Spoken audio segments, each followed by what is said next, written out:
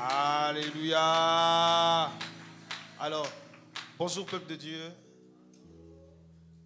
Est-ce que nous sommes dans la joie ce matin d'être dans sa présence? Gloire à Dieu. Alléluia. Nous bénissons le nom du Seigneur, le Seigneur qui nous réunit ce matin autour de son nom, autour de lui, autour de sa présence, autour de sa parole. Amen. Alors ce matin, je vais m'acquitter d'un devoir, celui d'honorer notre pasteur, notre berger. Est-ce qu'on peut acclamer le Seigneur pour ça? Gloire à Dieu. Par la grâce du Seigneur, je me tiens encore ce matin devant vous. Et les chanteurs, merci, vous pouvez vous asseoir. Et j'aimerais noter quelque chose qui est très important, je pense. Je n'ai pas, souvent j'utilise beaucoup le pronom vous, parce qu'on a cette manie-là, quand on se tient devant les gens, lorsqu'on parle, étant donné qu'on s'adresse à des personnes en face de nous, on a du mal à utiliser le nous, parce qu'en réalité, la première personne concernée, c'est la personne qui prêche. Amen. Donc je n'ai pas la prétention de dire que je suis exclu de ce qui sort de ma bouche. Je suis moi-même le premier concerné. En tout cas, si le Seigneur ne vous enseigne pas, moi, il m'enseigne. Alléluia. Toutes les fois que je me tiens devant vous, c'est vraiment un moment personnel d'enseignement et un moment où le Seigneur aussi me transforme. Amen. C'est pourquoi je vais dire ce matin, je crois que le Seigneur va nous bénir. Amen. Amen. Est-ce qu'on peut acclamer le Seigneur pour cela? Alors, très vite, nous allons aller dans 1 Samuel 17, à partir du verset 17. Ça sera une longue lecture, mais ça en vaut la peine. Amen. Ok. Si nous sommes à la ligne, nous pouvons nous tenir debout et nous allons lire 1 Samuel à partir du verset 17. Si nous pouvons nous tenir debout. 1 Samuel 17, à partir du verset 17. Voilà. Comme Matthieu 7, 7. Mais là, on est à 17. Ah, les écrans nous affichent le passage.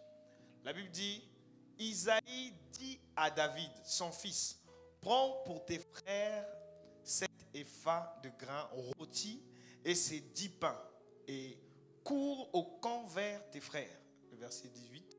Porte aussi ces 10 fromages au chef de leurs milliers. Tu verras si tes frères se portent bien et tu m'en donneras des nouvelles sûres. Ils sont avec Saül et tous les hommes d'Israël dans la vallée des Térébintes faisant la guerre aux Philistins. David se leva de bon matin, il laissa les brebis à un gardien, prit sa charge et partit comme Isaïe le lui avait ordonné. Lorsqu'il arriva au camp, l'armée était en marche pour se ranger en bataille et pousser des cris de guerre. Israël et les Philistins se formèrent en bataille, armée contre armée. David remit les objets qu'il portait entre les mains du gardien des bagages et courut vers les rangs de l'armée. Aussitôt arrivé, il demanda à ses frères comment se portait-il, comment ils se portaient. Tandis qu'il parlait avec eux, voici le Philistin de Gath, nommé Goliath, s'avança entre les deux armées, hors des rangs des Philistins. Il tint les mêmes discours que précédemment et David les entendit. À la vue de cet homme, tous ceux d'Israël s'enfuirent devant lui et furent saisis d'une grande crainte. Chacun disait, avez-vous vu s'avancer cet homme? C'est pour jeter à Israël un défi qu'il s'est avancé. Si quelqu'un le tue, le roi le comblera de richesses, il lui donnera sa fille et il affranchira la maison de son père en Israël. David dit aux hommes qui se trouvaient près de lui, que fera-t-on à celui qui tuera ce Philistin et qui ôtera l'opprobre de dessus Israël? Qui est donc ce Philistin, cet incirconcis, pour insulter l'armée Dieu vivant? Le peuple, répétant les mêmes choses, lui dit, c'est ainsi que l'on fera à celui qui le tuera.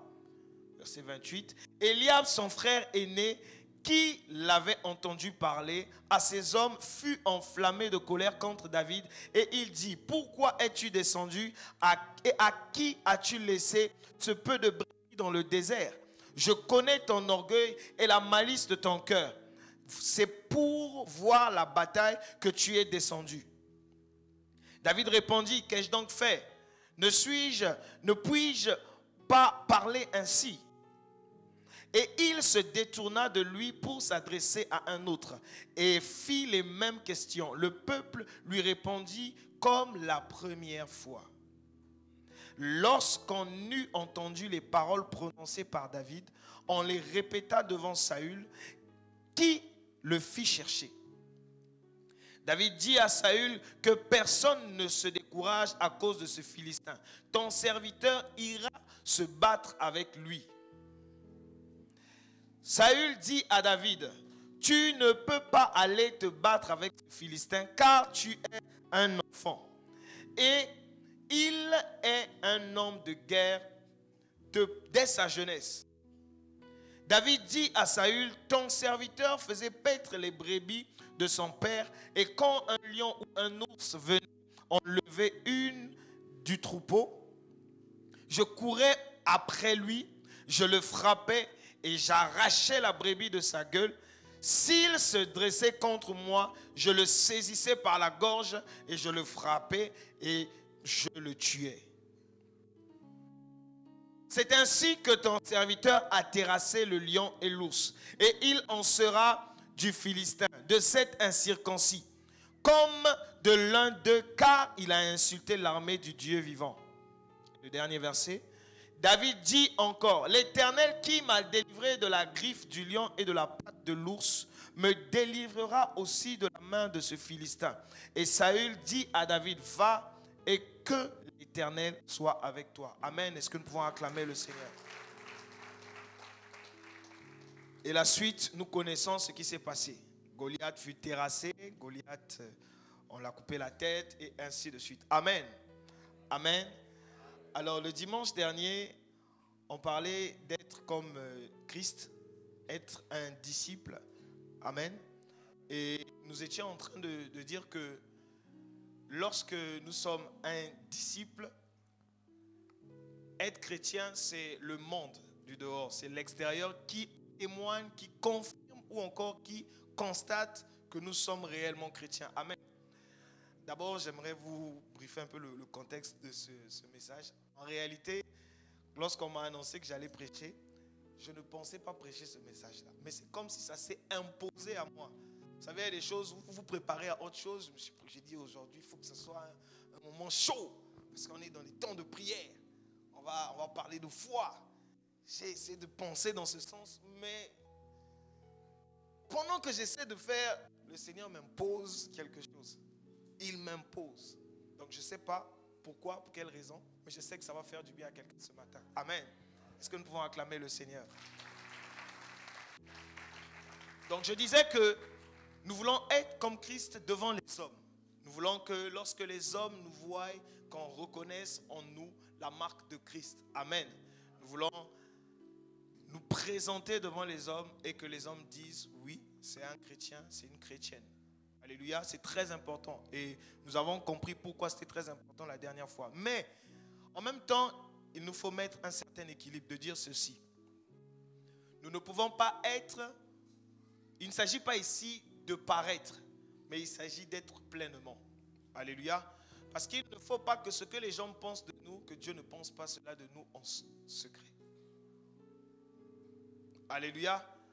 Parce qu'aujourd'hui, la culture, c'est que devant les hommes, on se donne une image. On se donne une apparence qui n'est toutefois pas celle que nous avons dans le secret. Alléluia. Et ce n'est pas bien pour nous, ce n'est pas intéressant d'être des personnes très admirées, des personnes en qui on retrouve des valeurs chrétiennes à l'extérieur. Mais au fond, au-dedans, dans le secret, nous sommes des personnes très loin de Dieu. Nous avons deux versions. Est-ce qu'on peut avoir une version Android et une version, je ne sais pas, les iPhones là, iOS, C'est ça? En tout cas, vous avez compris, c'est iOS en français. On ne peut pas avoir les deux versions dans un même appareil. Je ne sais pas s'il y a des techniciens qui peuvent me contredire ici, mais je ne pense pas que ce soit possible. Je n'ai pas encore vu, du moins. C'est un peu compliqué. Soit tu es la version Android, ou tu es la version iOS. Tu ne peux pas en même temps toi-même être la version Android et iOS à la fois. Forcément, à un moment, tu vas confondre les pinceaux et vous savez, quand vous essayez de cacher quelque chose, votre frère naturel revient toujours au galop. Vous ne pouvez pas imiter être chrétien. Soit vous l'êtes, soit vous ne l'êtes pas. Et c'est très important. Alléluia. Et clairement, quand vous sentez qu'il y a un problème, allez voir l'homme de Dieu. Parlez-en, finissez avec ça. Et nous allons comprendre pourquoi ce matin. D'où le thème de ce jour est « Qui es-tu dans le secret ?» Est-ce qu'on peut acclamer le Seigneur pour cela? La question c'est, es-tu approuvé par Dieu dans le secret?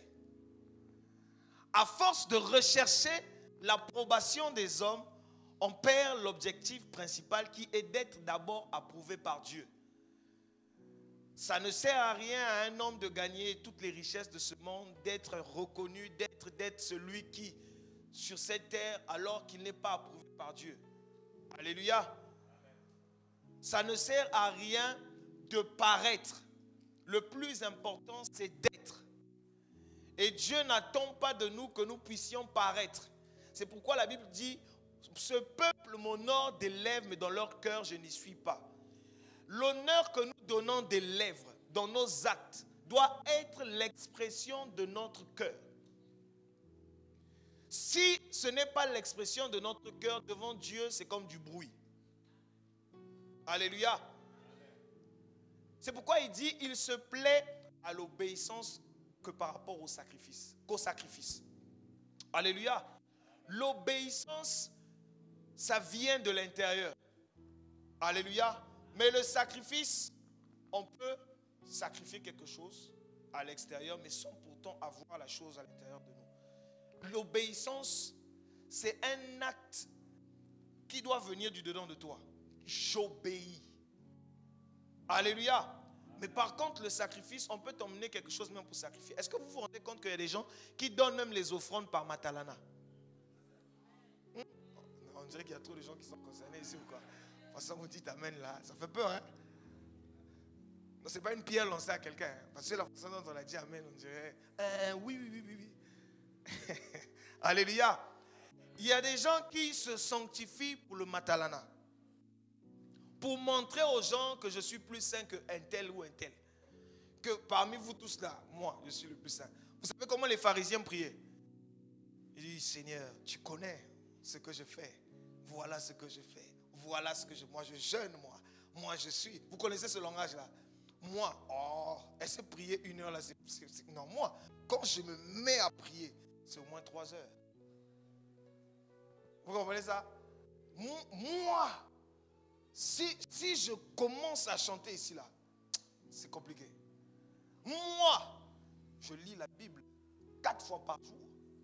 Je donne la dîme de mon temps, 2h40 par jour. Non, moi, je suis pas dans leur niveau là. Alléluia. Ce n'est pas ici, c'est au Maroc, comme on dit. Alléluia. Est-ce qu'on peut acclamer le Seigneur? Il y a des fois, nous donnons à Dieu une adoration, pas pour lui, mais pour que nous soyons vus, pour satisfaire notre ego, pour satisfaire qui nous sommes. Est-ce que vous savez qu'on peut faire du bien à quelqu'un, pas pour le faire du bien, mais pour que nous se battons que nous salions du bien. Alléluia. Surtout à l'ère des réseaux sociaux, où tout est publiable. Je ne sais pas pourquoi, mais c'est comme ça. Donc il y a des choses qu'on ne peut pas changer. Ok, on va avec ça. Mais même les enfants de Dieu entrent dans ce jeu. On publie tout. Tu es en retraite spirituelle. J'ai vu des gens publier, ils sont en retraite. Je suis sur la montagne. J'ai au moins 2 jours de prière. Nini Kaka. Est-ce que c'est... Je comprends. En fait, j'ai du mal à comprendre ça. La Bible nous dit quoi? que quand tu veux parler avec ton père qui est dans le secret, tu vas où? Tu rentres dans ta chambre, tu fermes ta chambre, tu parles dans le secret. Ton père qui est dans le secret te répondra. Mais aujourd'hui, génération Android, il faut que tout le monde sache, génération WhatsApp. Il faut que tout le monde sache que non, je lis ma Bible 4 fois par jour. On est trop dans le paraître au lieu d'être dans l'être. On fait la publicité de qui nous sommes, pas de Dieu en réalité. Aujourd'hui, ça fait tellement joli de poster les statuts WhatsApp chrétiens que c'est même les païens. Tu vois, j'ai des transitions comme ça que je vois souvent sur les statuts, je m'amuse à regarder. Le gars, le samedi, à 1h, quand vous levez le matin, vous voyez sa publication, il était en boîte. Le gars, il n'a pas enlevé la publication de la boîte. À 6h, il publie verset biblique. Je me dis, mais frère, il y a quoi? Il y a le bruit dans ta tête ou quoi? Comment tu arrives à faire ça? Seigneur, je te rends grâce parce qu'aujourd'hui, j'ai encore le souffle de vie. Ni kaka. Nous, on pense que Dieu, c'est un garçon de course, quoi. C'est quelqu'un avec qui on blague. On ne se rend pas compte, mais on blague, on veut blaguer avec Dieu. C'est pourquoi la Bible est très sévère avec le fait que ce jour-là, nombreux disent Seigneur, Seigneur. Dieu dira, je ne les connais pas. Vous savez, en pensant que vous utilisez Dieu, en réalité, c'est Dieu qui vous utilise. Vous pouvez être utilisé toute votre vie par Dieu, mais sans être approuvé par Dieu.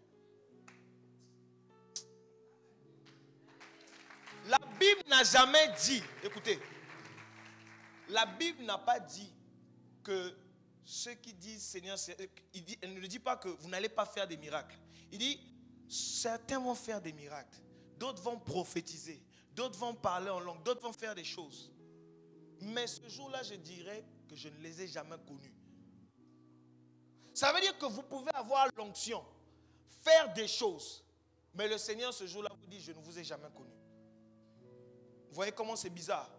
Ça veut dire quoi? Que Dieu peut, écoutez, il y a un homme de Dieu, un célèbre homme de Dieu, qui, à un moment donné, il était très éloigné de Dieu. Mais il continue à faire les campagnes. Et c'était puissant. Dieu l'utilisait. Les gens pensent que l'onction veut dire que Dieu t'a approuvé. Non. Vous savez que la foi des gens qui sont en face de vous peut activer le surnaturel de Dieu. Même Jésus a été en difficulté, non pas à cause de l'onction, parce que Christ veut dire le oint. Si vous ne le savez pas, Christ ne veut pas dire le sauveur. C'est Jésus qui veut dire le sauveur, Yeshua, Dieu sauveur. Christ, Christos en grec, veut dire le oint. Messie en hébreu, Mashiach en hébreu, la même chose. Alléluia. Donc, le oint, la présence même de l'onction sur terre. À Nazareth, il n'a pu rien faire. Pourquoi? Il y avait l'incrédulité, il manquait de la foi. Il arrive qu'il y ait des gens, il n'est même pas rempli d'onction, mais tellement les gens sont dans l'attente, les gens veulent voir Dieu, que lorsque la personne va commencer à prier, va commencer à parler, ça va se manifester. C'est quoi? C'est Dieu qui agit, pas pour la personne, mais pour la soif qui est là au milieu de l'assemblée.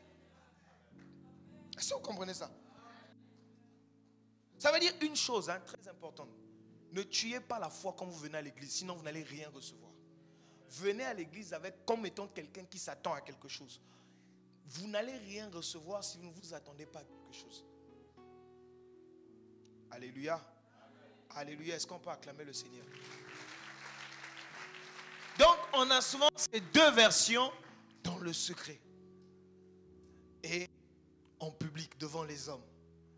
Vous avez une version en secret et vous avez une version devant les hommes. Non, c'est pas ce que le Seigneur veut. Aussi, les hommes ont tendance à vous élever au plus haut niveau lorsqu'on vous voit réaliser des choses devant les hommes. Mais en réalité, tous ces succès en public sont le résultat de plusieurs succès en privé. Alléluia. Toutes ces grandes réalisations en public sont le résultat de toutes ces petites réalisations en privé. Les hommes disent, Paris n'a pas été construit en un jour. J'aime bien ce que le pasteur Atoms dit. Il dit ceci, les coups de prière en public, les résultats sont magnifiques. C'est qu'elle n'a pas milana le sambo.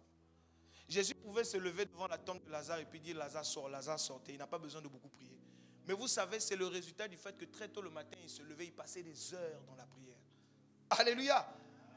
Les gens vont voir que non, lui, quand il dit seulement ça, ça se passe. Mais ils ne vont pas voir le prix qu'il paie en secret.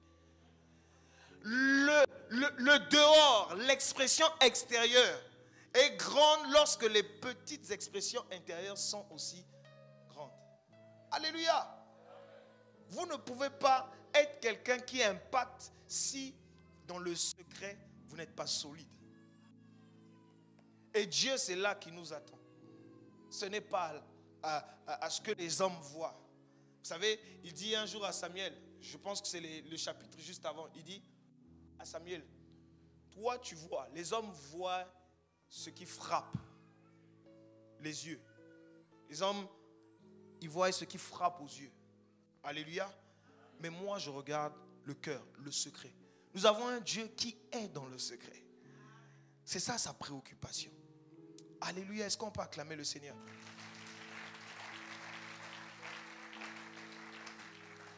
Alors ce qu'il faut comprendre avec le secret, c'est qu'il s'agit, secret même là, c'est quoi? C'est qu'il s'agit d'une chose qui est connue d'une personne ou de fort peu de personnes. Alléluia. C'est-à-dire un secret, il y a au moins une personne qui connaît. Ou encore 2-3 personnes qui savent. Mais ce n'est pas connu de tous. Alléluia. Et généralement, notre vie privée n'est pas connue de tous. Et c'est là où Dieu nous attend. Dans là où ce n'est pas connu de tous. Qui es-tu dans le secret? Une question simple. Est-ce que le David que l'on voit en public, qui prie, qui adore, est-ce que dans le secret, il pleure aussi de la même manière? Vous savez, on a cette culture-là de venir que pleurer à l'église, que danser à l'église, que prier pendant 1 heure à l'église. S'il n'y a pas le programme de 14 jours, est-ce qu'on fait même 1 heure en prière à la maison? Question mark.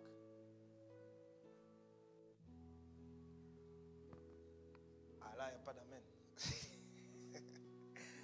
Alléluia.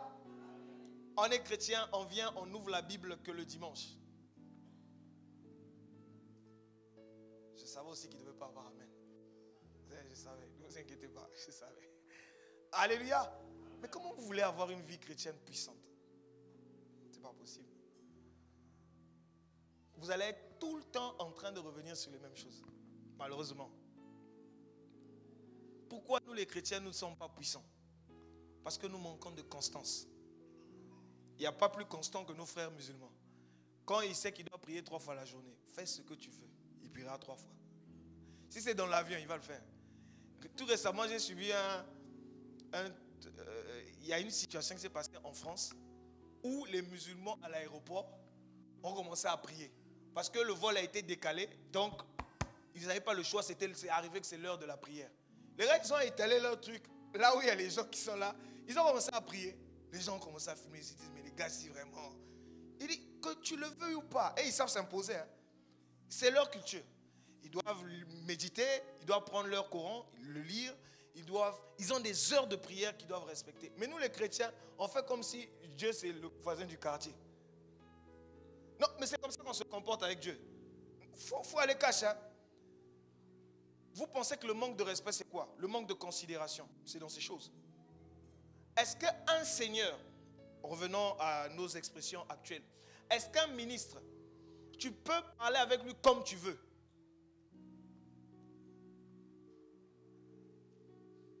Est-ce qu'un ministre, tu peux annuler les rendez-vous avec lui comme tu veux?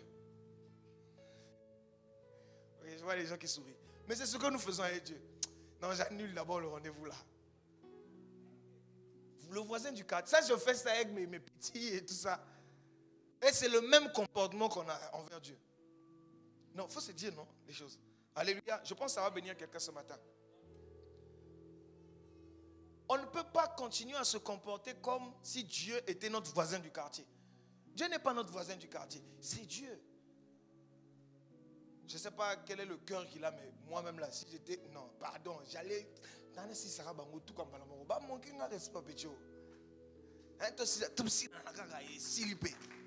attendez, vous-même là, vous n'allez pas faire la même chose.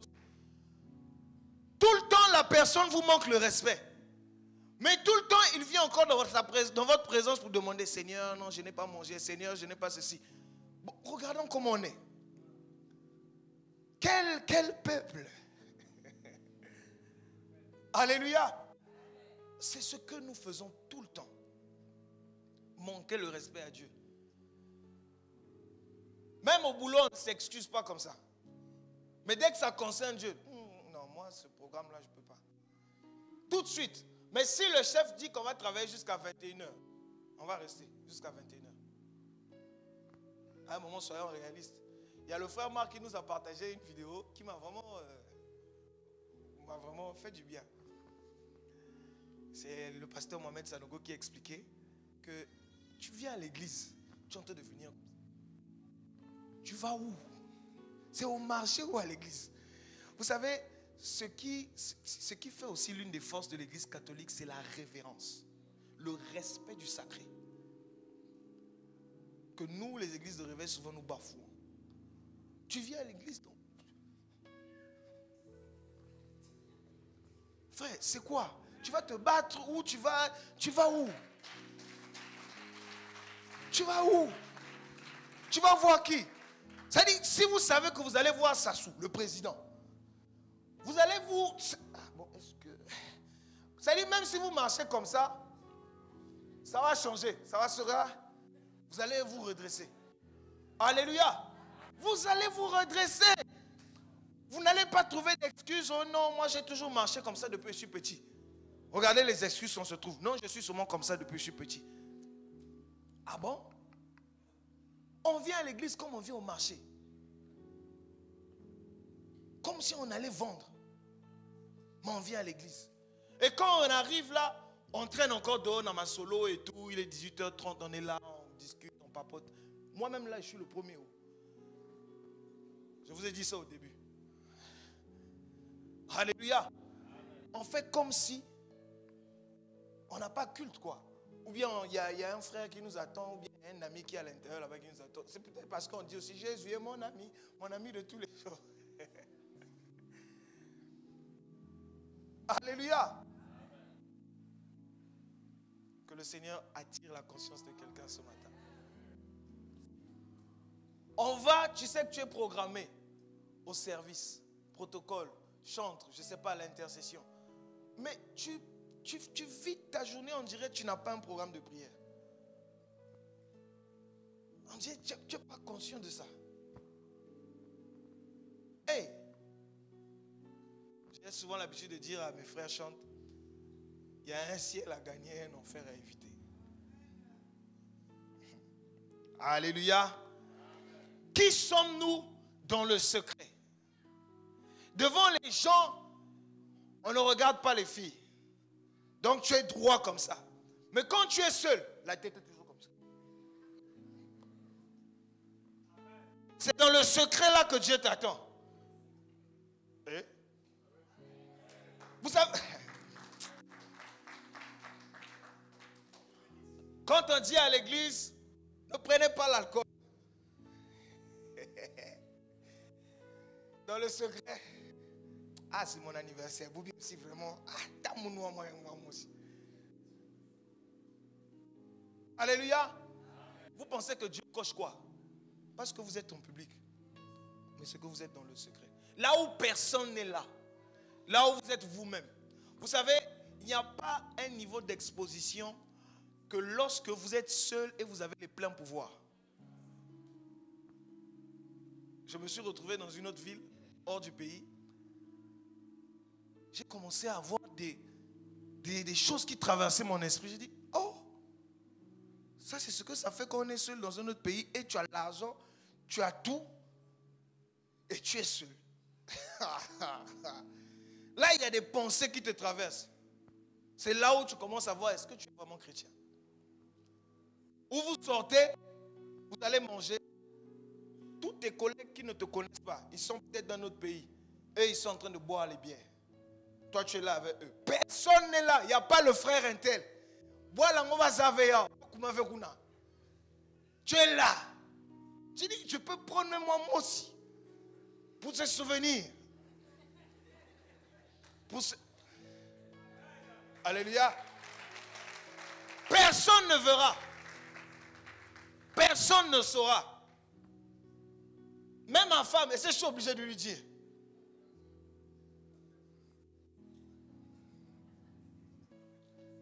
Mais, dans le secret là, il y a un Dieu qui est au ciel, qui me voit. La question, c'est est-ce que je veux être approuvé par les hommes ou par Dieu d'abord? Ne recherchons pas d'abord la validation des hommes. Ce qui a été enseigné la dernière fois, c'est quoi? C'est que lorsque Dieu vous valide, les hommes vont vous valider. Alléluia. Vous n'aurez pas d'effort à faire pour être comme Christ. Parce que dans le secret, vous êtes comme lui. Si dans le secret, lorsque je ne suis qu'avec Dieu, je me tiens à carreau, est-ce que je vais me battre devant les hommes? Non, ça va couler naturellement. Oh non, je n'avais pas le choix. Il fallait seulement que je fasse. Hey! Ma tripe en Aguissal. Non, je ferme la parenthèse. Ça va dire le frère David, tu exagères. Vous savez, quand vous voulez aller quelque part avec le Seigneur, il faut vous imposer un rythme. Ne rigolez pas avec la vie chrétienne. Ne rigolez pas avec ça. Ne rigolez pas avec ça. C'est précieux. Alléluia. Ne rigolons pas avec ça. Lorsque Dieu vous... On va lire. Lisons. Je pense que c'est mieux qu'on avance comme ça. Nous revenons donc dans notre chapitre. Nous allons étudier quelques points qui vont nous aider à comprendre ce que nous sommes en train de dire ce matin. Alléluia. Donc 1 Samuel 17 à partir du verset, nous allons prendre à partir du verset 28. Je préfère lire, non, on va prendre à partir du verset, on va reprendre dès le début, ça va nous aider. Isaïe dit à son fils, à David son fils, prends pour tes frères 7 épha de grains rôtis et ces 10 pains, et cours au camp vers tes frères. Porte aussi ces 10 fromages au chef de leurs milliers. Tu verras si tes frères se portent bien et tu m'en donneras des nouvelles sûres. Ils sont avec Saül et tous les hommes d'Israël dans la vallée des Térébintes, faisant la guerre aux Philistins.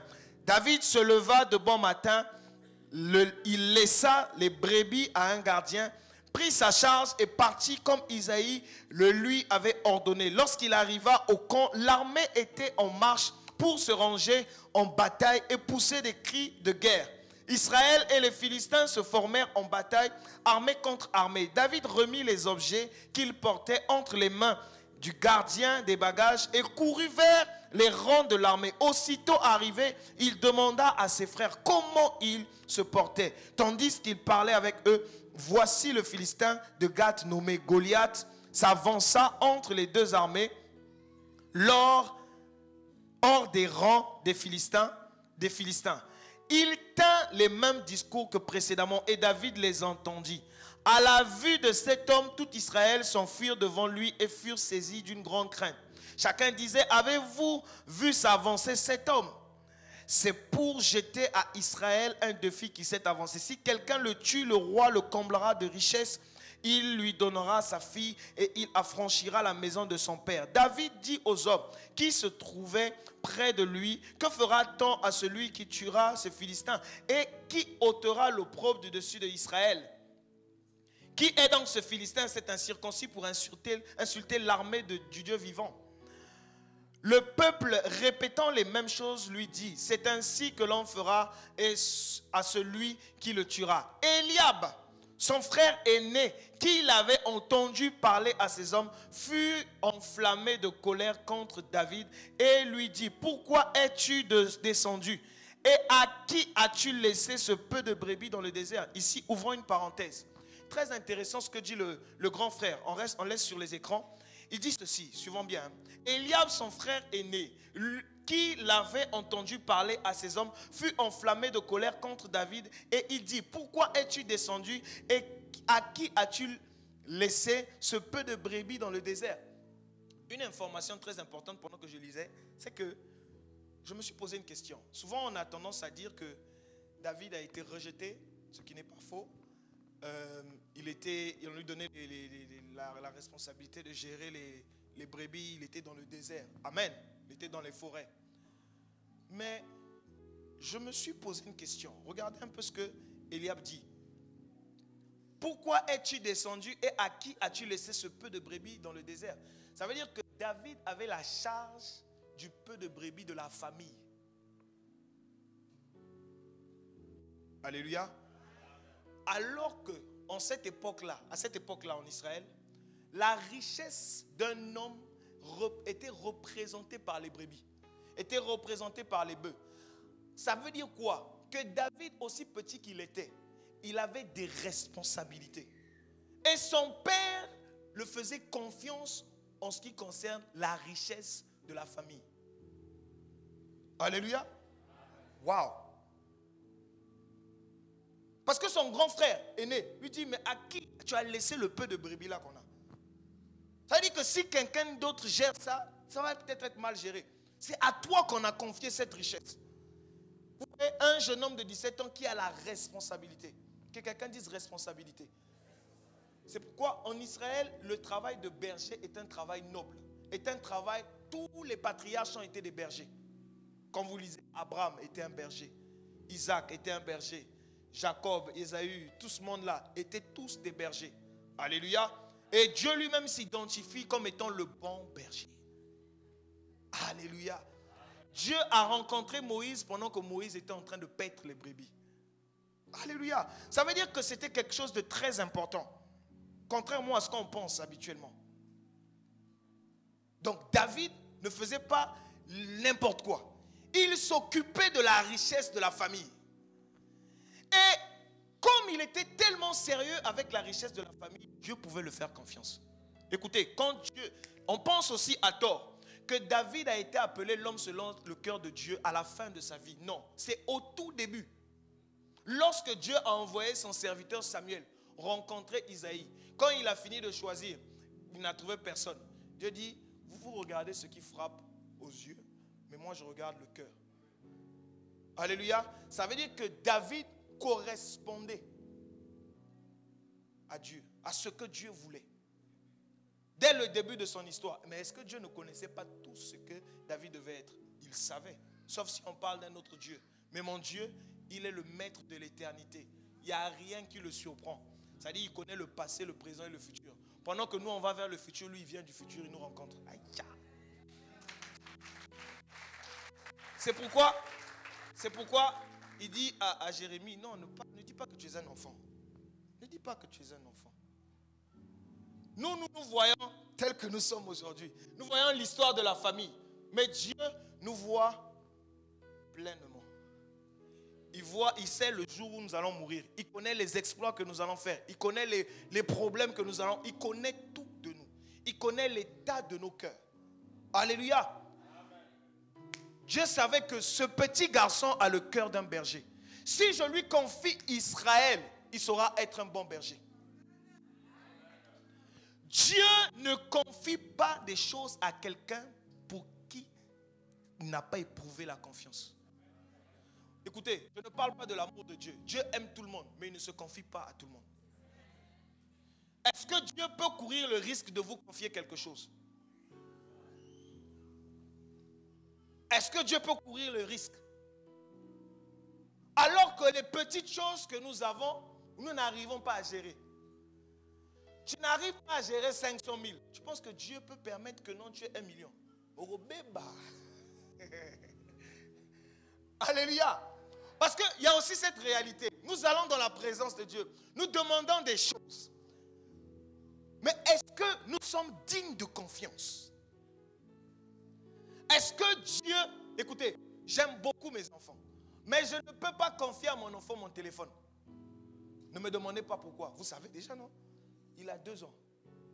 Qu'est-ce qu'il va faire? Il va casser. Est-ce que je ne l'aime pas? Si, je l'aime. Mais son niveau de maturité ne me permet pas de le faire confiance. Et il y a beaucoup de gens comme ça dans la maison de Dieu à qui Dieu ne fait pas confiance. Parce que leur niveau de maturité est encore très petit. Dieu ne nous confiera pas certaines choses. Il dit, à celui qui a, on donnera encore plus. Mais à celui qui dit qu'il n'a pas, on enlèvera même ce qu'il a. Ça veut dire que quand tu as là, il faut préserver, il faut garder. L'une des facultés les plus grandes que Dieu apprécie en l'homme, c'est la capacité de garder. Écoutez, la prière de notre Seigneur Jésus-Christ. Je n'ai perdu aucun de ce que tu m'as donné, lui le bon berger. Il dit, ma mission, c'était de ne perdre personne. Alléluia. Sauf le fils de la perdition. Alléluia. Dieu se caractérise comme étant le bon berger. Donc David, un jeune de 17 ans, Dieu le faisait confiance. Pourquoi? Parce qu'il a été éprouvé auprès de son père. Son père le faisait confiance. Ah, c'est ce qu'on ne savait pas sur David. Oh yes. Le père de David faisait confiance en David. Tu ne peux pas confier une richesse à un enfant. Sinon, il va ruiner toute la famille. Vous voyez le risque. Je ne sais pas si vous voyez le risque. Il y avait le risque que David, imaginez-vous, un jeune de 17 ans. Qui a 17 ans, enfin bref. Un jeune de 17 ans, vous lui donnez de gérer la richesse de la famille. Je ferme la parenthèse. Est-ce qu'on a compris? Que le Seigneur vous bénisse. Allez réfléchir par rapport à ça. Amen. Donc, nous étions en train de parler d'Éliab. Nous étions au verset 28. Ensuite, Éliab dit, je connais ton orgueil et la malice de ton cœur. C'est pour voir la bataille que tu es descendu. David répondit, qu'ai-je donc fait? Ne puis-je pas parler ainsi?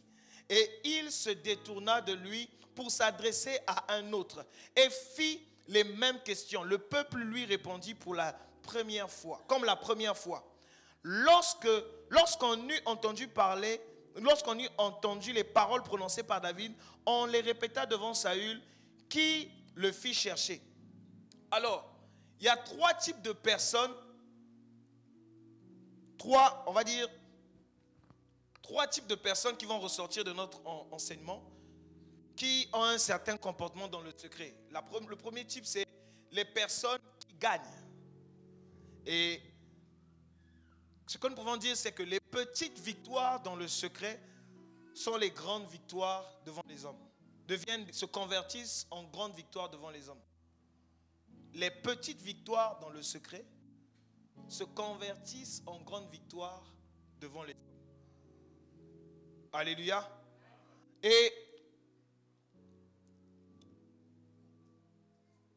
les personnes qui gagnent sont des personnes qui, premièrement, développent une certaine assurance. Les personnes qui gagnent dans le secret sont des personnes qui développent l'assurance. Pourquoi on doute? Pourquoi on est incrédule? Parce que dans le secret, j'ai prié pour mon palu, ça n'a pas marché. Et puis quand quelqu'un se présente et puis est malade, je n'ai pas la motivation de prier. Parce que dans mon cœur, je ne suis pas convaincu. Moi-même, palu, je n'ai pas pu et tout bon. Et puis, pardon, maman, pasteur. Alléluia. Est-ce qu'on est ensemble? Est-ce qu'on peut acclamer Jésus? Donc, David ici, ce qui se passe, c'est que David dit à Saül que personne ne se décourage. Le verset 32, à cause de ce Philistin. Regardez l'assurance. Il dit que personne ne se décourage à cause de ce Philistin. Ton serviteur ira se battre. Alléluia.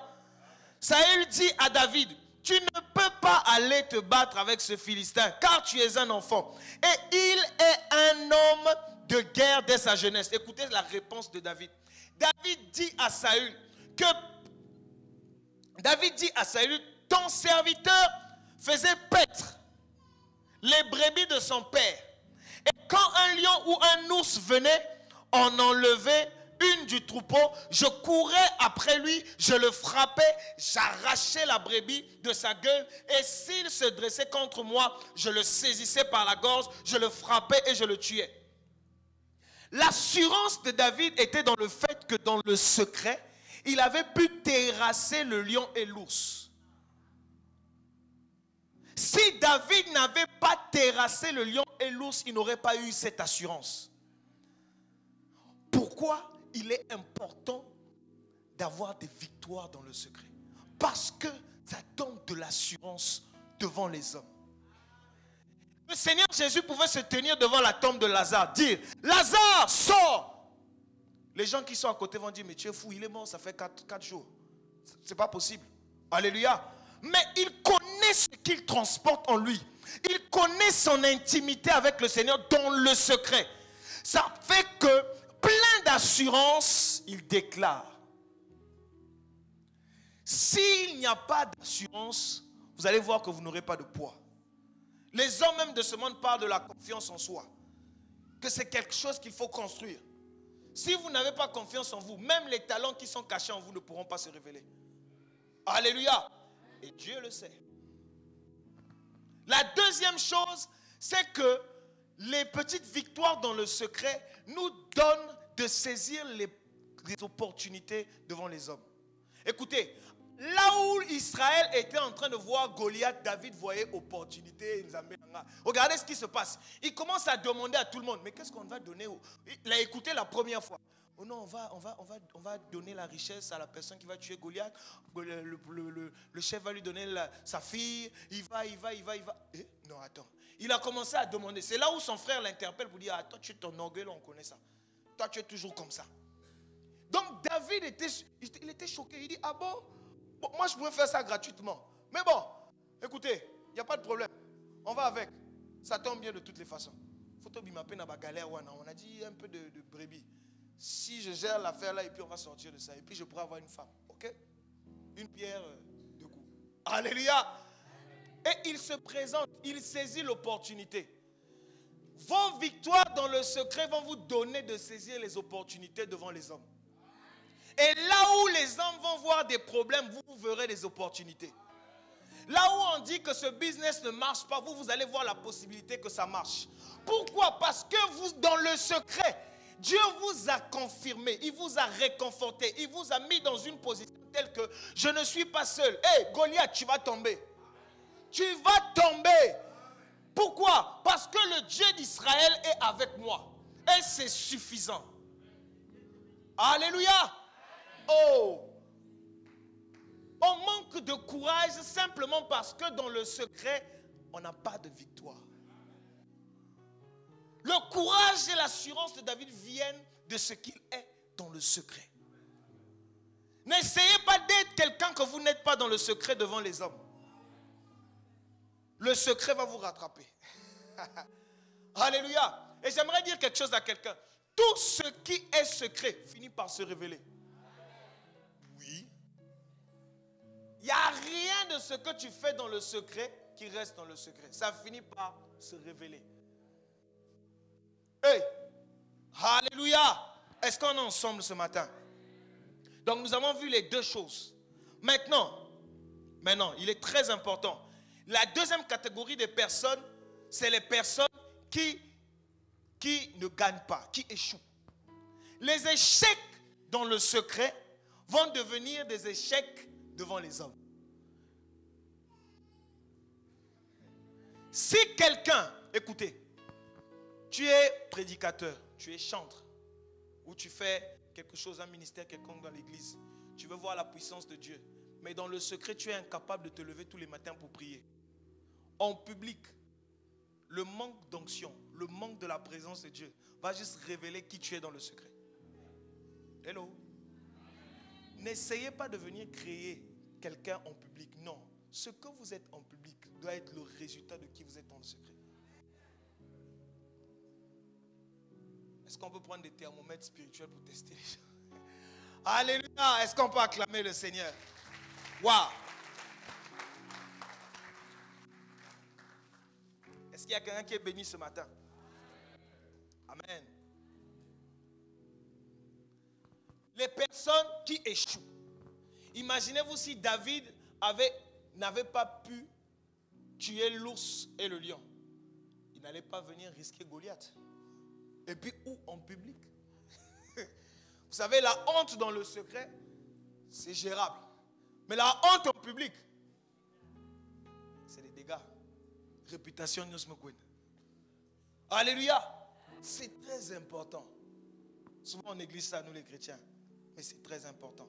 Donc ce que vous faites en public là, le péché devant lequel vous n'arrivez pas à résister en secret, Un jour, par erreur, vous allez manifester ça en public. Ça ne rate pas. Hey, alléluia. C'est pourquoi traiter avec les choses dans le secret. Sinon, comme c'est dans votre nature de faire cette chose-là, un jour, vous allez oublier que vous êtes en public. Vous allez faire la chose. Et les gens vont, oh, ah bon.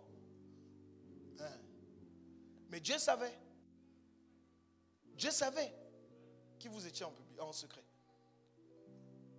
La mauvaise habitude que vous avez dans le secret, si vous ne gérez pas ça, en public, ça va se manifester. Enfin, tu peux jouer un chant, s'il te plaît.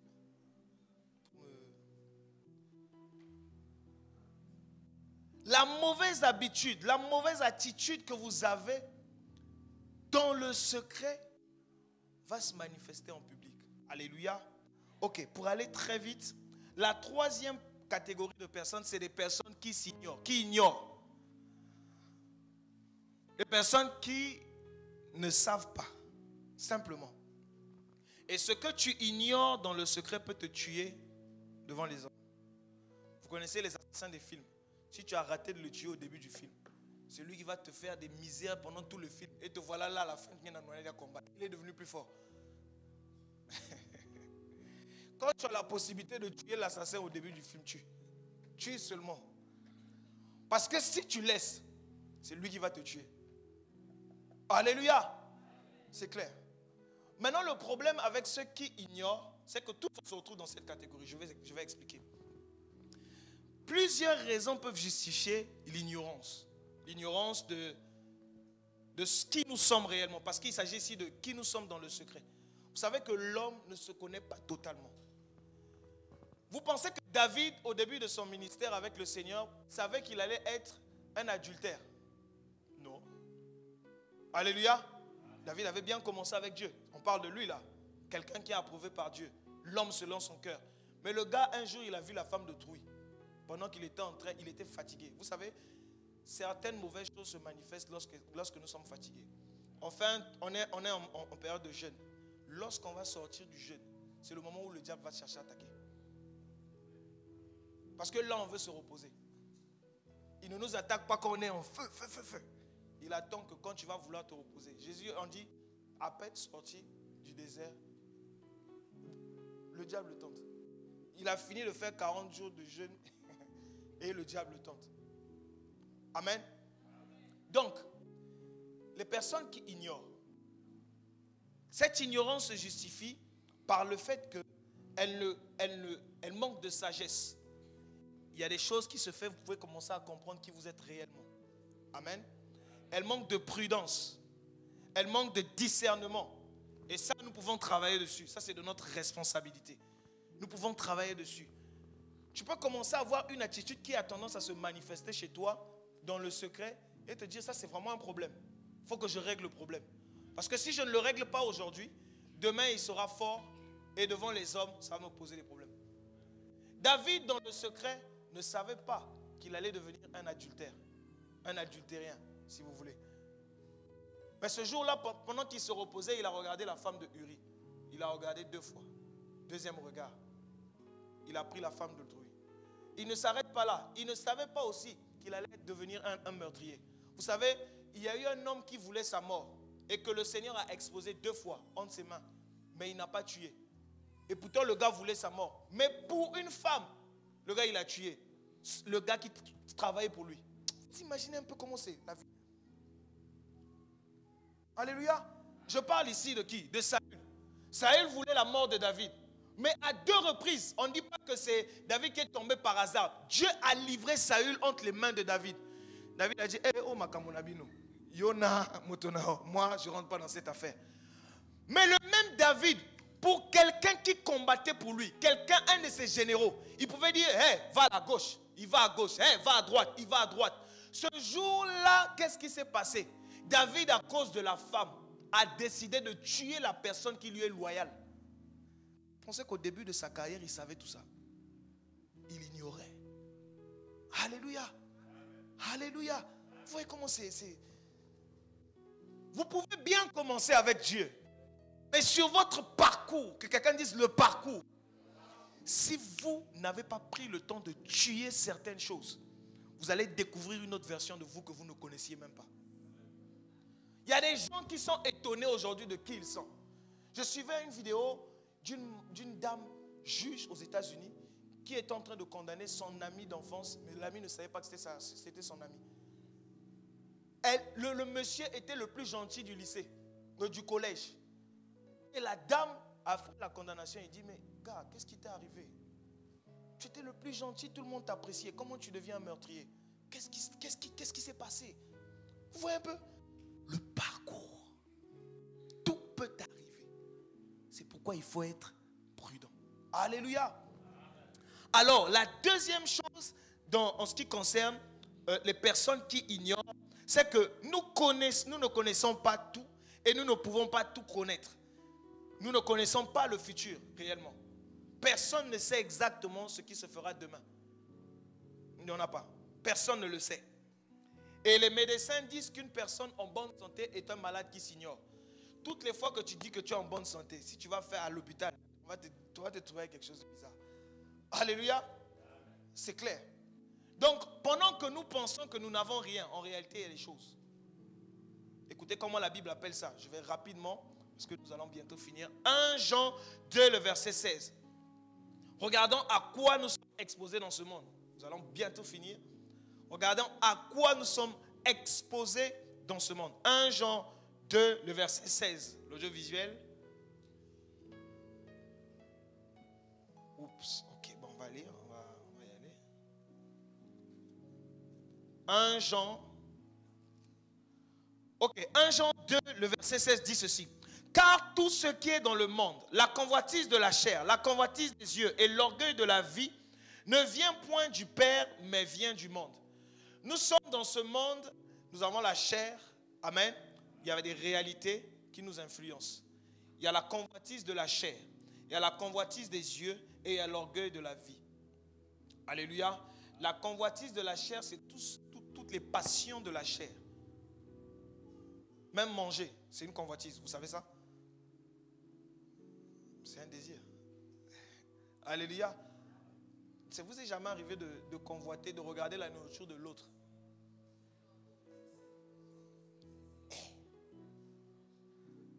C'est naturel. Donc Dieu nous dit quoi? Que la convoitise de la chair, c'est ce qui régit ce monde. Les gens fonctionnent en fonction de leurs désirs.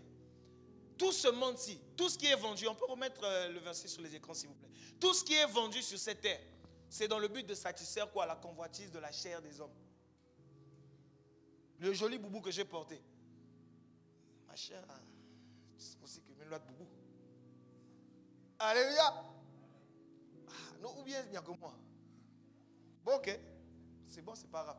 La convoitise des yeux. Qu'est-ce que vous regardez? Donc, lorsque vous regardez physiquement comme ça, mais il y a aussi la perception des choses. Le système de pensée, la façon de réfléchir. Alléluia. La convoitise des yeux. Ce que vous regardez. Tala. Ça aussi. Nous sommes exposés à ça. Et enfin, l'orgueil de la vie. L'orgueil de la vie, ça vient dans le sens de la connaissance. Vous savez, aujourd'hui, lorsque nous connaissons quelque chose, je connais. Non, je connais.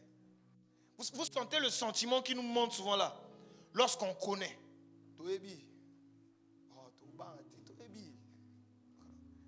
Alléluia. L'orgueil de la vie. De l'autre côté, les voisins là, qui font n'importe quoi dans les sciences occultes. Vous allez voir qu'ils sont orgueilleux. Vous savez, un but d'orgueil, pourquoi? Parce qu'ils disent qu'ils ont la connaissance. Maintenant, regardons comment est-ce que le diable utilise ça. Depuis le jardin d'Éden. Allons-y dans Genèse 3, le verset 6. Il a tenté et il a amorcé la tentation en se basant sur ces trois choses. J'ai dit quoi? La convoitise de la chair, la convoitise des yeux et puis l'orgueil de la vie. La Bible dit dans Genèse 3, le verset 6. La femme vit que l'arbre était bon à manger. Après que le diable lui a expliqué certaines choses, la femme vit que l'arbre était bon à manger. Le bon à manger, c'est quoi? Le goûter. Alléluia. La convoitise de la chair.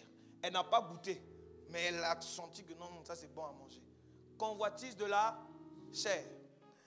Deuxièmement, agréable à la vue. C'est beau à voir. Convoitise de quoi? Des yeux. Et qu'il était précieux pour ouvrir l'intelligence. L'orgueil de la vie. Parce que le diable avait dit à la femme que vous connaîtrez le bien et le mal et vous serez comme Dieu. Donc il passe par ces trois choses. Et elle a succombé par rapport à ça. Maintenant regardez le second Adam. Lorsqu'il arrive, lui, qu'est-ce qui se passe? Le diable garde la même procédure. Il ne change pas. Allons-y dans Matthieu 4, le verset 1 à 11. Regardons. Alors Jésus fut emmené par l'Esprit dans le désert pour être tenté par le diable. Le verset 2. Après avoir jeûné pendant 40 jours, après avoir jeûné 40 jours et 40 nuits, il eut faim. Écoutez, c'est un désir.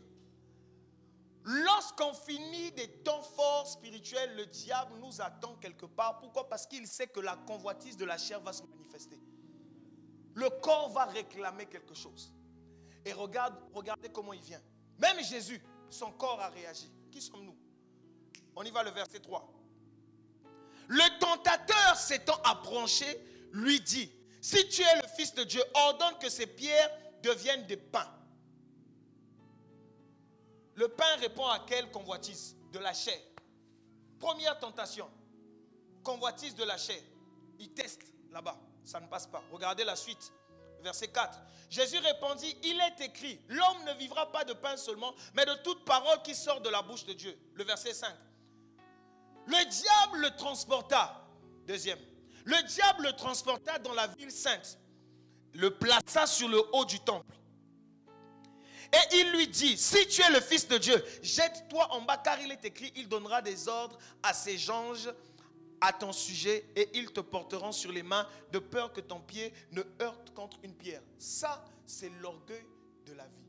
Même pas encore la convoitise de la chair, des yeux, mais l'orgueil de la vie. Pourquoi? Écoutez, le diable l'attaque par rapport à sa position, ce qu'il sait qu'il est. Il est réellement le Fils de Dieu. Et il dit, par rapport à ta position, tous les deux on sait qui tu es. Si tu te jettes, la parole déclare que les anges vont venir te transporter.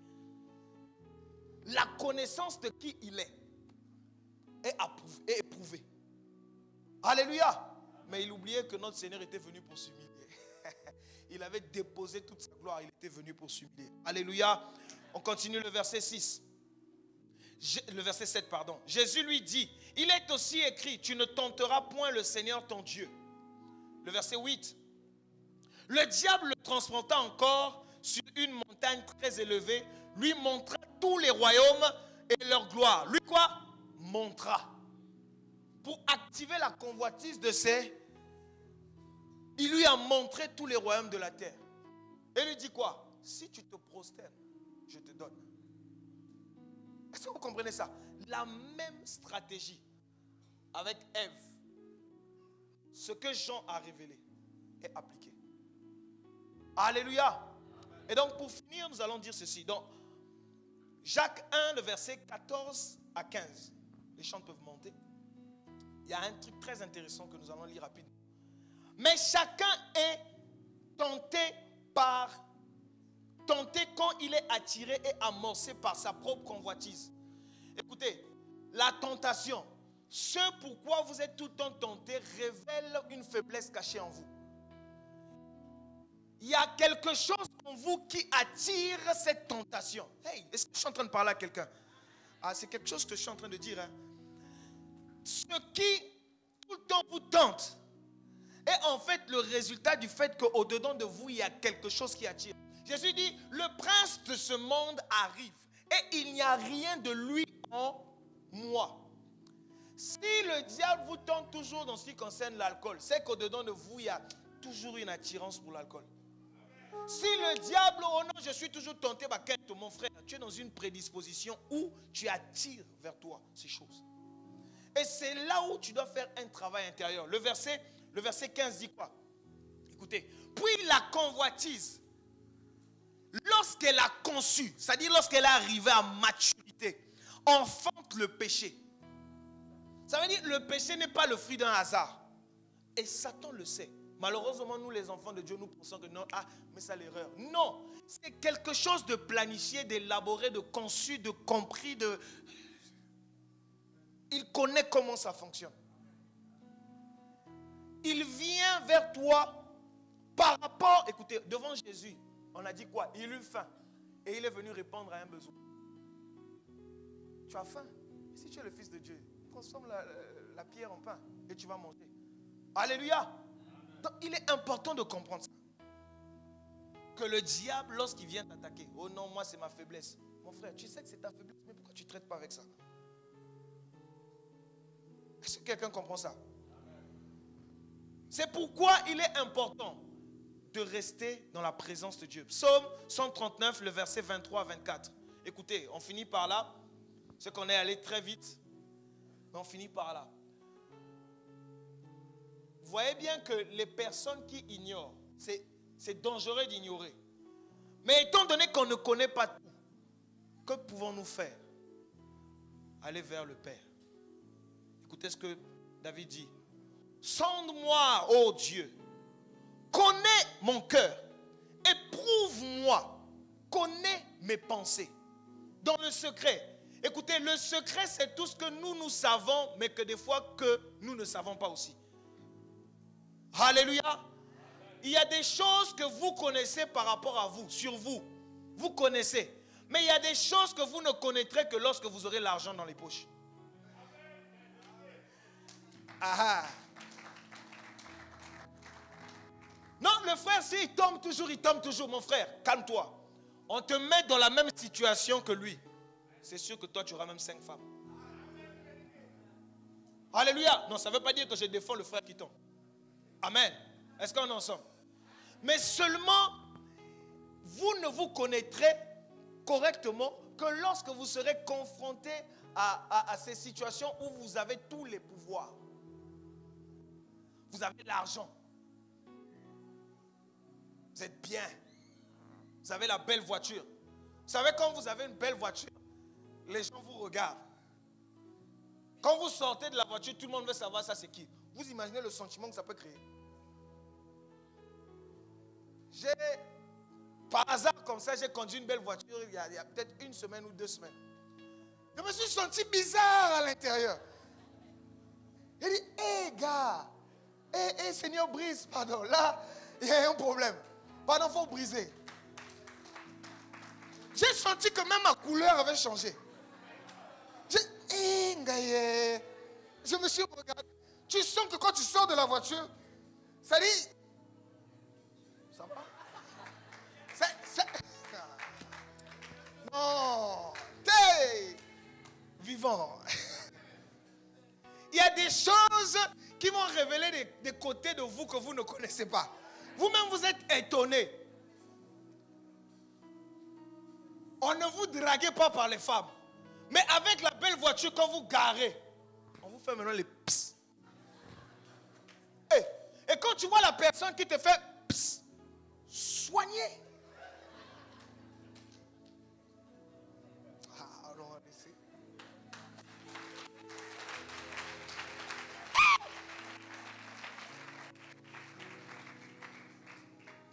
Ma soeur, aujourd'hui tu es en train de galérer.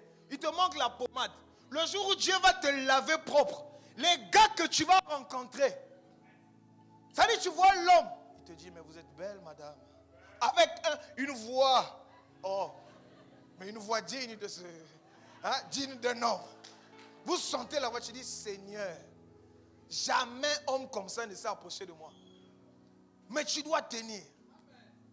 Écoutez, si vous n'êtes pas préparé dans le secret, lorsque vous serez exposé, vous aurez des problèmes. Le pouvoir de l'argent, l'argent a un pouvoir, si vous ne le savez pas. Je peux rentrer dans un endroit, tout le monde est contre moi, mais je jette seulement des billets. Tout le monde est devenu de mon côté. Ça, c'est pas le pouvoir, ça. J'ai acheté. Et puis j'ai dit, suivez-moi, ils vont me suivre. C'est vrai que c'est un pouvoir éphémère. Et un pouvoir, je ne sais pas moi quoi. Mais au moins à l'instant là, j'ai eu gain de cause. Alléluia. Faisons attention. Faisons attention. Faisons attention à qui nous sommes dans le secret. Écoutez ce que David dit. On peut remettre le psaume. Oh, sonde-moi, ô Dieu, et connais mon cœur, éprouve-moi et connais mes pensées. Le verset 24 dit, regarde si je suis sur une mauvaise voie et conduis-moi sur la voie de l'éternité. Ça doit être la prière de tout chrétien tous les jours. Seigneur, moi-même là, je suis risqué, je ne me connais pas totalement. Je ne me fais pas confiance. Seigneur, sonde-moi. Révèle quelle est la convoitise de la chair qui est cachée en moi. Révèle quelle est la convoitise des yeux qui est cachée en moi. Révèle quel est l'orgueil de la vie qui est caché en moi. Le frère David que vous voyez devant vous. Un jour, je me suis rendu compte que j'étais envieux. Il dit, hey! Parce que ce qui était censé être à moi est parti, c'est quelqu'un d'autre. Jalousie est montée de mon cœur. L'envie est montée de mon cœur. J'ai dit, je ne connaissais pas cette version de moi aussi. Alléluia. C'est pourquoi il est important de commencer à travailler dessus maintenant. Parce que lorsque on veut la gloire, on veut les richesses, on veut. Mais vous savez que ces choses nous exposent au plus haut niveau. Et les chutes les plus grandes sont lorsque nous sommes au sommet. Lorsque nous sommes par terre, quand on tombe, ça ne fait pas mal, on est déjà par terre. Voilà pourquoi on dit, si tu es par terre, je suis déjà par terre. On est déjà mort. Mais, quand tu es au sommet, quand tu tombes, la tête peut se casser, c'est violent. Et on ne sait pas si tu peux te relever. On ne sait pas si tu peux en sortir vivant. Il y a des ministères puissants mondialement qui ont été brisés à cause d'une erreur. Vous connaissez Jimmy Swaggart? Un puissant télé-évangéliste. Un puissant homme de Dieu. Mais il avait une faiblesse. Et le diable savait ça. Et il a eu, au plus haut sommet de sa gloire, tout son ministère. Il est vivant jusqu'aujourd'hui, mais on n'entend pas parler de lui. Mais c'est quelqu'un qui réunissait des stades. Son église, plus de 8000 personnes. Quand vous mettez Jimmy Swaggart à la télé de 1982-83, vous êtes touché par sa prédication, on dirait que c'était aujourd'hui. L'onction qu'il dégageait. Quand il prêchait à la fin de la prédication, les gens couraient pour donner leur vie à Christ. Mais lorsque le diable l'a eu, ça a détruit tout son ministère. Tout son ministère anéanti. Le diable ne fait pas cadeau. Et il nous connaît aussi. Il nous observe. Il rôde, il prend le temps. Alléluia. Que le Seigneur sonde nos cœurs. Qu'il connaisse nos pensées. Qu'il nous dise si nous sommes sur une mauvaise voie. Alléluia. Que Dieu vous bénisse.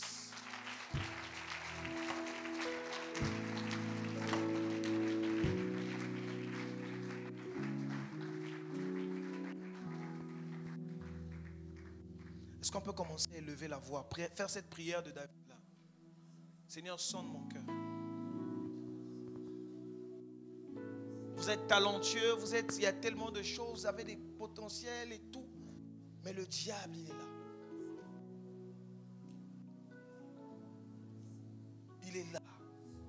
Il veut nous corrompre.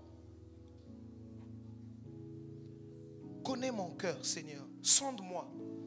Parle à Dieu ce matin. Parle à Dieu ce matin. Parle-lui. Il y a des gens qui vont même se repentir ce matin. Qui vont changer de direction. C'est le moment de parler à Dieu. Parle à Dieu. Parle à Dieu. Seigneur, mes faiblesses, je viens te les présenter. Seigneur, traite-les. Traite-les, Seigneur. Maintenant, traite-les, Seigneur. Traite-les. Hey, ma bouche, Seigneur, traite-la. Traite-la, Seigneur. Traite-la. Traite avec ce problème, Père. Traite avec ce problème. Seigneur, ce que je ne sais pas, ce que je ne connais pas encore sur moi, toi tu connais. Rien n'échappe à ton contrôle. Rien n'est nouveau pour toi. Seigneur, s'il te plaît, traite avec ce problème. Traite avec ce problème. Je ne veux pas continuer avec ça, Seigneur. Traite avec cette faiblesse. Je ne veux pas continuer avec ça, Seigneur. Traite avec cette faiblesse.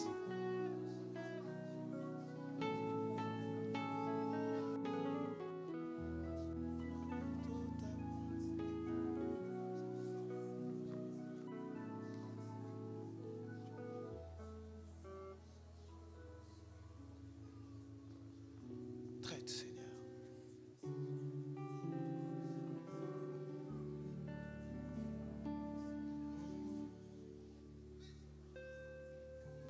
brise, brise, brise la force du moi qui combat mon âme et t'empêche d'œuvrer en moi.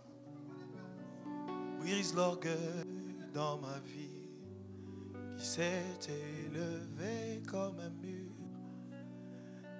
Brise l'orgueil, ô mon Jésus, je veux te ressembler. Brise, brise, brise la force du mal qui combat mon âme et t'empêche de ver.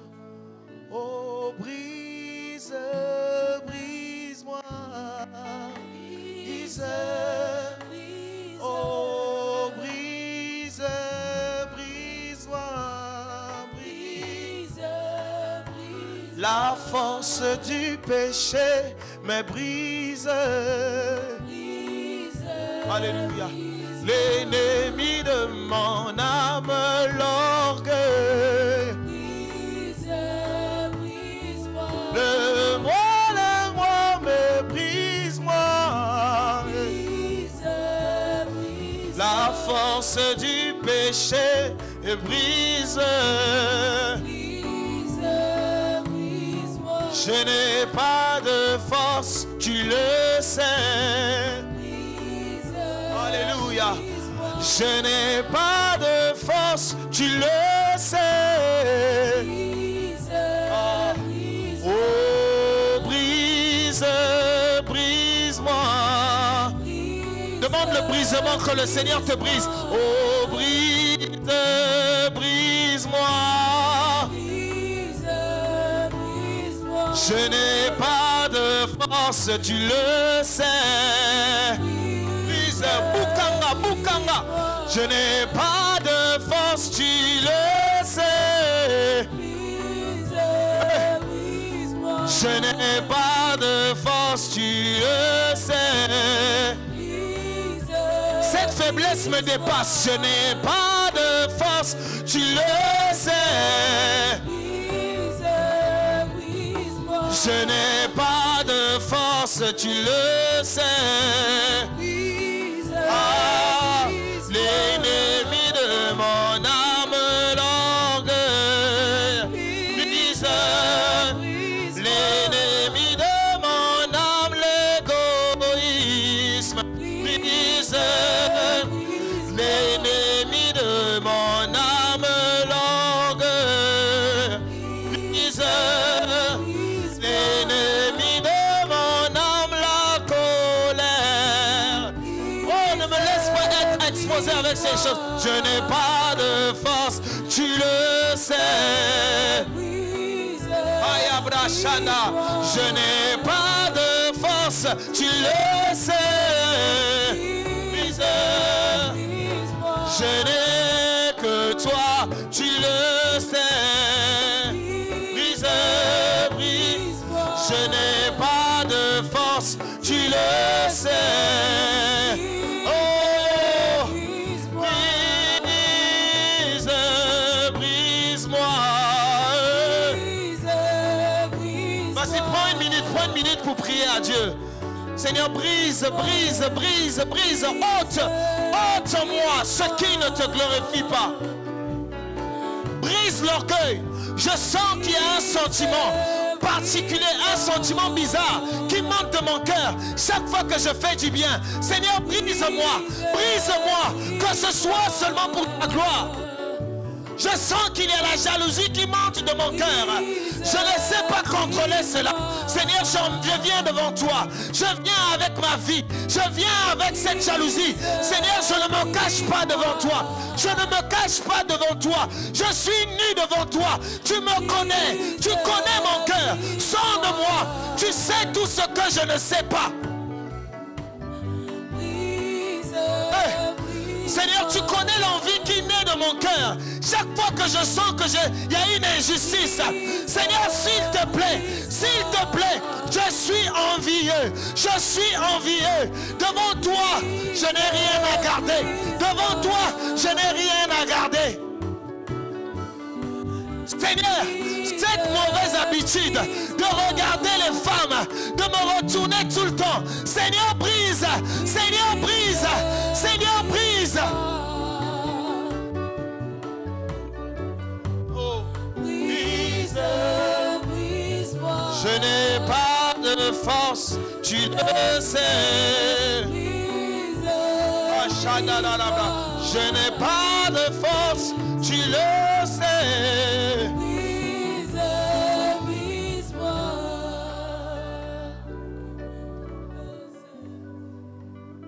Si quelqu'un a besoin ce matin que le Seigneur l'aide, qu'il mette juste la main sur son cœur, et nous allons prier ensemble. Besoin de l'aide du Seigneur. Alléluia. Nous allons prier ensemble.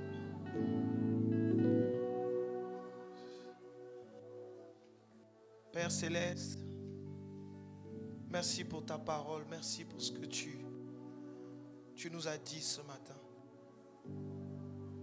Seigneur, nous venons devant toi, Seigneur, comme étant des enfants et nus devant toi. Il y a des choses sur nous que nous savons, mais il y a des choses que nous ne savons pas. Et que nous ne saurons pas maintenant si ce n'est dans 10 ans. Seigneur, nous venons ce matin pour tout ce que nous savons, mais aussi pour tout ce que nous ne savons pas. Seigneur, expose ces choses que nous ne savons pas et traite avec tout ce que nous savons. Seigneur, brise-nous. Seigneur, transforme-nous.